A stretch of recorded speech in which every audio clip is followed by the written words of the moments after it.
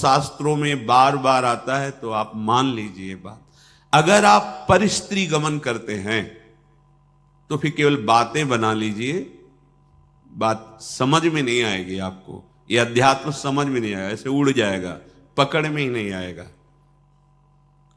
ना स्त्री प्रसंगी, स्त्री प्रसंगी आप तो परिस्त्री गमन नहीं करते, पर जिसको मित्र बनाए हुए हैं वो व्यभिचारी परिस्त्री गमन करने वाला है, तो उसके संग से आपका हृदय मलिन हो जाएगा।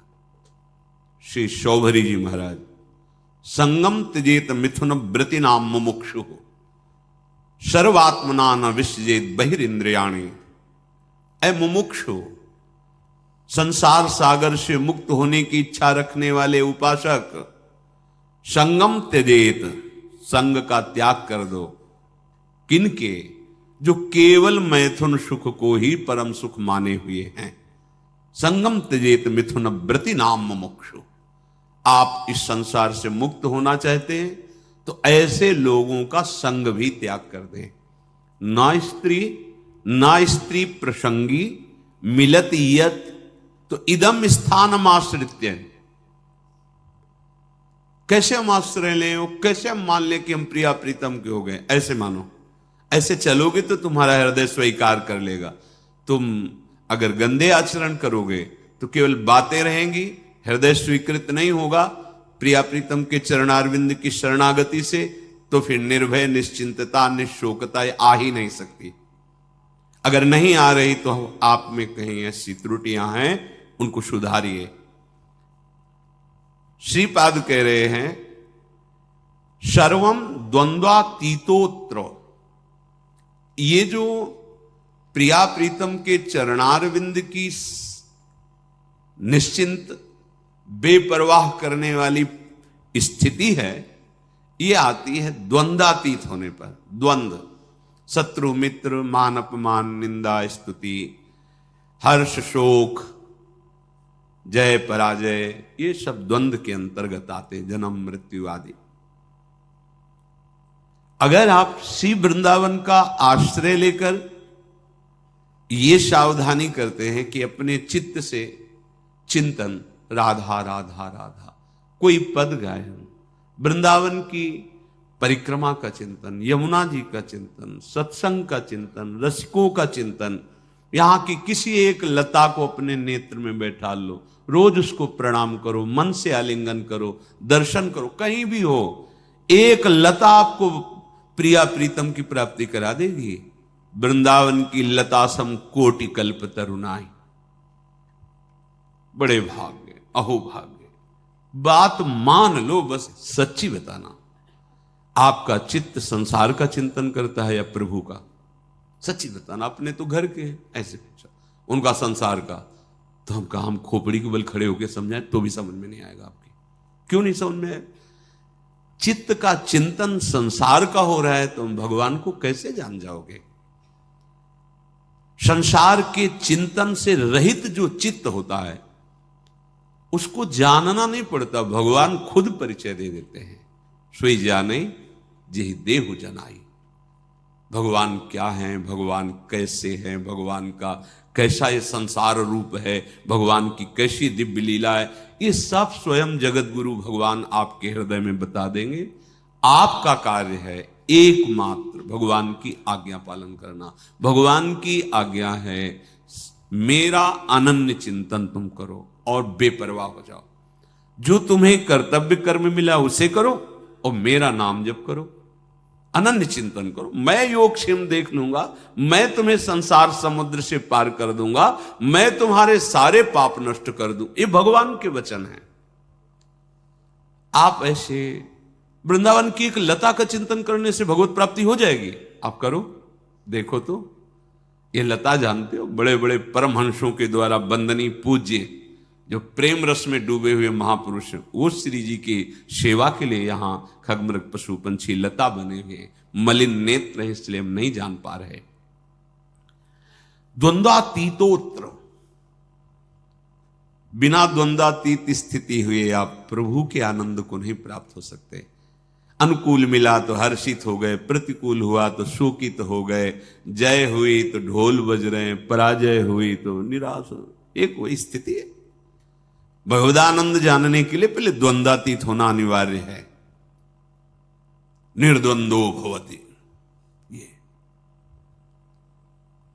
भगवत चिंतन परायण अंतःकरण में ही ये भागवतिक तत्व का अनुभव होता है। जैसे निर्मल जल, शांत जल तो नीचे की वस्तु दिखाई देती है, ऐसे ही जो आत्म तत्व से प्रकाशित हो रहा है अंतःकरण, उसी के बल से आप वहां तक दृष्टि पहुंच जाएगी जो अपना स्वरूप है, जो मैं है। अध्यात्म को बातों से नहीं जाना जाता, निरंतर चित्त की स्थिति को जहां जानना है वहां लगाना है। संसार से चित्त हटाए बिना प्रभु को जान नहीं सकते, पक्की बात समझ लो। फिर जानना नहीं पड़ेगा, वो तुम्हारे हृदय में बैठे मिलेंगे। जा ही न चाही कबों कछु, क्योंकि चाह ही चिंतन कराती है संसार का। जब कोई चाह ही नहीं, चिंतन ही नहीं संसार का, न सोचती न कांक्षती, तो ब्रह्मभूत हो गए। प्रसन्न आत्मा, अखंड प्रसन्नता जागृत हो गई। कंदादि भीर परवशै कल्पयन देह वृत्तिम, निरपेक्ष भाव से शरीर से भी रहेंगे, इसकी भी कोई परवाह नहीं। चित्त से तभी चिंतन अखंड बनेगा।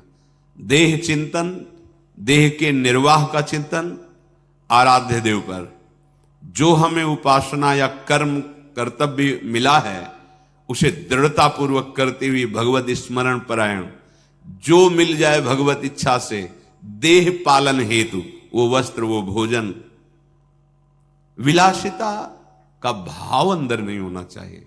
जैसे प्रभु रखें तो अत्युज्वल भाव आपके हृदय में प्रकाशित हो जाएगा। एक एक शब्द समझो। अगर आप ऐसे चलोगे तो भावे नात्युज्वले नात्मनि मधुरतरे न्यस्य राधा पदाब्ज, जिसकी चाह है वो बात बन गई। कैसे बनेगी?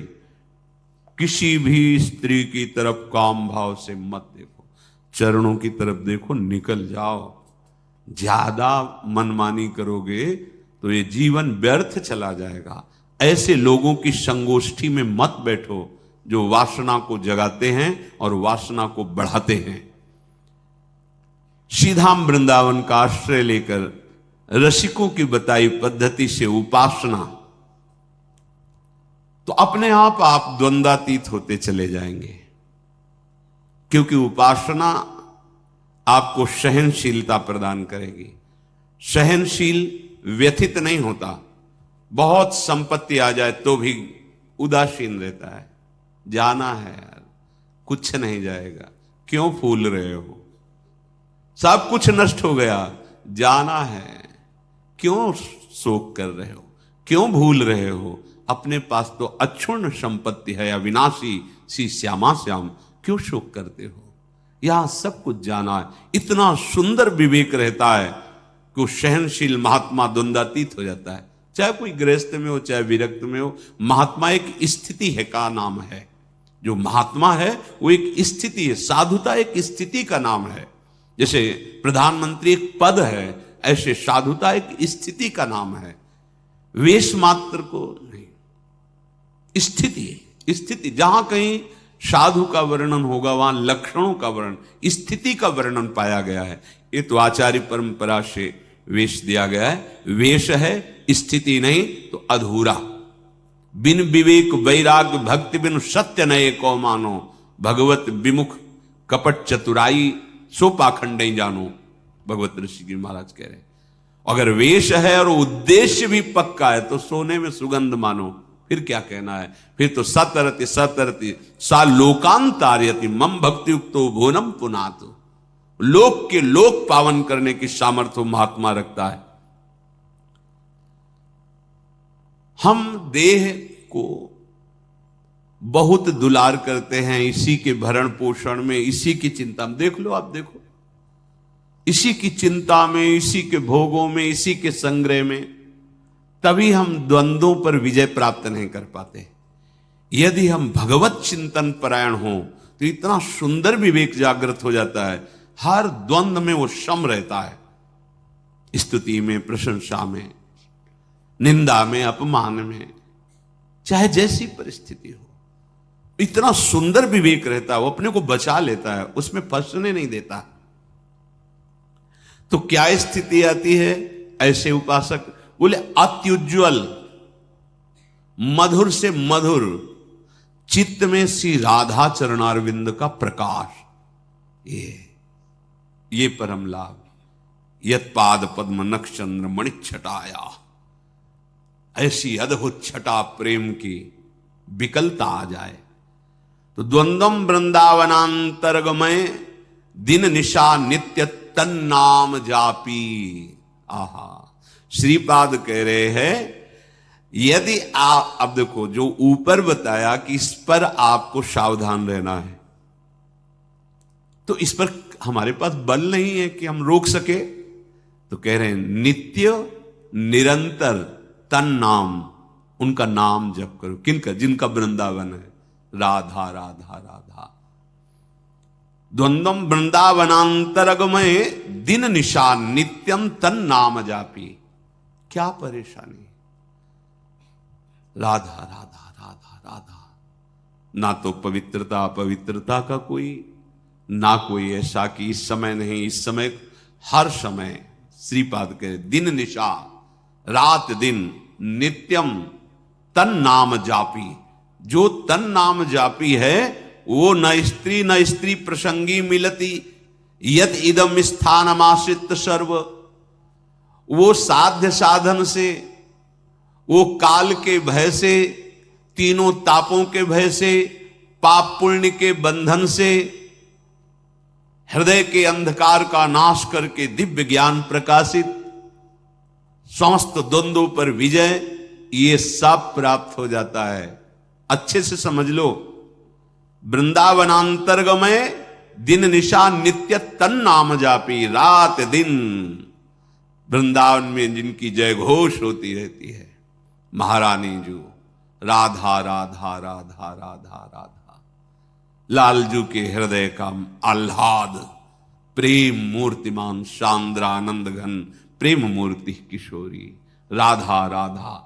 मान लो सब स्थितियां आपके हृदय में आ जाएंगी।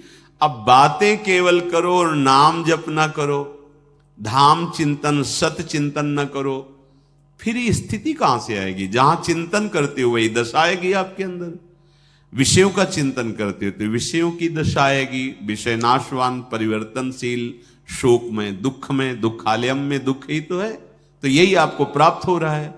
बचना चाहते हो इससे, और चिंतन करते हो वही जिससे आपको ये दुख प्राप्त हो।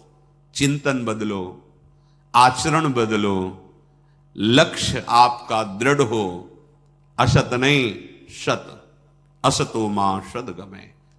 जो हम असत शरीर असत व्यवहार में हैं, अब हमारी यात्रा सत की होगी, सच्चिदानंद की होगी।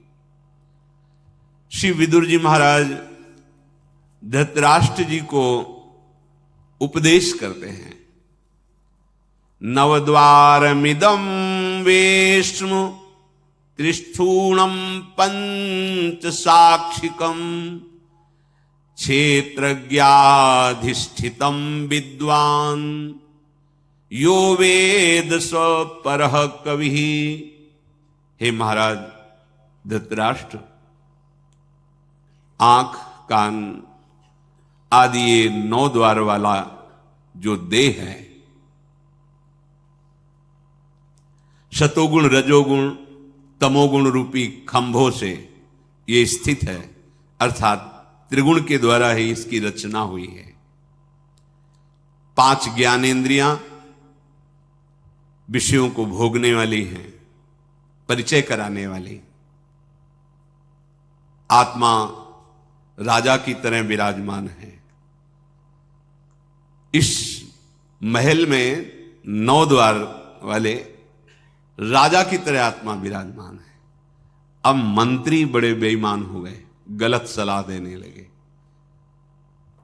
बुद्धि मन ये मंत्रणा का परिकर है। जैसे राजा को लुभायमान करके दस्तखत करवा ले, ऐसे मन बुद्धि हमको बार बार प्रलो, ये भोग लो, ये देख लो, ये खा लो, ये सूंघ लो, ये ऐसा करो, ऐसा करो, बड़ा सुख मिलेगा। हम राजी होते चले गए और हम फंस गए।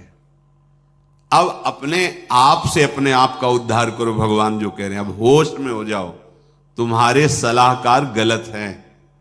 जांच कैसे करें? संत सदगुरुदेव की वाणी, शास्त्र वाणी, इससे जांच करो कि हमारे सलाहकार सही सलाह दे रहे हैं या गलत। महाराज, यदि तुम ऐसा नहीं करोगे तो तुम्हारा ये पतन करवा देंगे, तुम्हारे बुद्धि, तुम्हारा मन। वही ज्ञानी है जो तत्व से ये बात जानता है कि शरीर एक घर मात्र है, मैं नहीं हूं। ये इंद्रियां सेवक हैं, ये मैं नहीं हूं।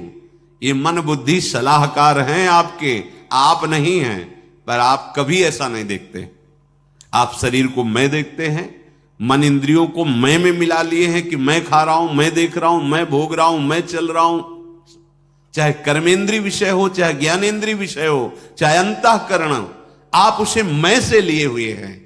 तो वही ज्ञानी है जो इस बात को तत्व से जानता है। विदुर जी महाराज कह रहे हैं, जो कोई भी नशा करेगा, मत्तः, शराब पीना, गांजा पीना आदि आदि जो ये नशे हैं, नहीं भाई, देखो भगवान का प्रसाद जिसे कहा जाता है, उस सर्व दुखों का हरण करने वाला है।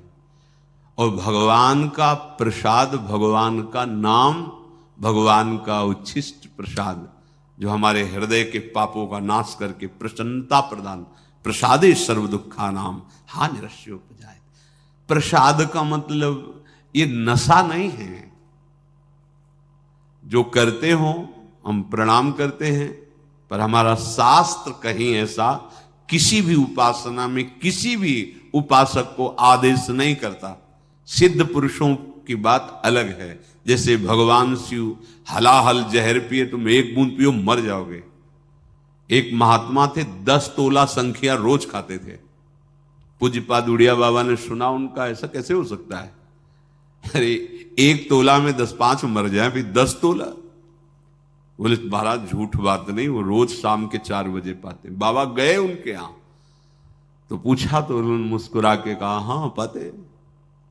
10 तोला संख्या आप कैसे पा जाते? बोले शाम के 4 बजे बैठना, सिलबट्टा में डाला धतूरा संख्या जहर, पीसा, खप्पर में धोया, पी गए। बोले हमारा रोज का आहार है ये। हमें महापुरुषों का वही अनुकरण करना है जो उनके उपदेश से मिलता हो। कोई भी नशा, यहां देखो धर्मराज के साक्षात स्वरूप है, कोई भी नशा करने वाला तत्वबोध को प्राप्त नहीं होता। जो तत्वबोध को प्राप्त हो गया है उसके ऊपर कोई नियम नहीं है। जैसे आद्य गुरु भगवान शंकराचार्य जी आगे जा रहे थे, पीछे शिष्यजन जा रहे थे। पता नहीं क्या भाव आया, मछलियां उठाई, ऐसे बिक रही, ऐसे उठाए वो खा लिया। जब देखा गुरुजी ने खा लिया तो 4 शिष्यों ने नहीं खाया और शेष ने। आगे जा रहे थे तो भ्रमण ही करते थे, तो कांच गलाया जा रहा था, खप्पर में खोलता हुआ कांच लिए पी गए। जिन्होंने नहीं पिया था वहां भी नहीं पिए। जो पिए थे, वो जो मछली पाए थे, उनसे कहा पियो।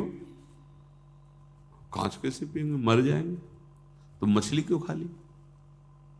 जो नहीं खाए थे उनसे कहा आपने क्यों नहीं खाया जब हमने खाया? तो उनका प्रभु आपने आदेश नहीं किया। ठीक, आपने क्यों पा लिया? बोले आपने पाया तो हम पी तो रहे हैं, गलाया हुआ कांच पी ना पिए। ऐसे किया तो जीवित मछलियां निकल पड़ी, सिद्ध योगी प्रवाहित कर दिया नदी। आप वो तो लीवर में जाके पचने लगी। हमें वो अनुकरण बात नहीं करनी जिसका वो आदेश न कर रहे हो। उनके उपदेश से जो उनके आचरण मिले, शास्त्र सम्मत बात है, महापुरुषों के जो आचरण उनके उपदेश से मिले, बस वही अनुकरणीय है। वो क्या कर रहे हैं? कोई भी नशा, जैसे कहते हैं भाई, हमने सुना है ऐसे, फिर ध्यान में अल्यो ब्रह्म लोग पहुंच गए।